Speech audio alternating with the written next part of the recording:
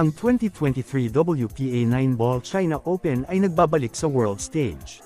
Ito ay halos 4 na taon. Ang pandemic ay inilagay ang 9-Ball China Open sa alanganin, at ngayon na ay opisyal na itong bumalik sa kalendaryo ngayong autumn sa Shanghai. Ang WPA 9-Ball China Open ay gaganapin sa 1 hanggang 10 ng Setyembre sa Pudong Tangsen Culture at Sports Center.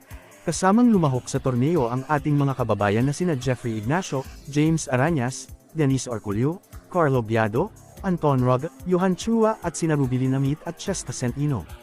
Ang 2023 ang magiging 12th 9-Ball China Open, ang kaganapan ay palaging sinusuportahan ng People's Government ng Tangsen Pudong New Area. Ang qualifying tournament, Stage 1, ng WPA 9-Ball China Open ay ginaganap ngayon. Gagawin ang kaganapan sa mga talahanayan ng Rason na sakop ng Andy Premier Cloth, HRA Tech, na may mga bola sa TV ng Aramith Tournament, at Howtip bilang opisyal na tip ng tournament.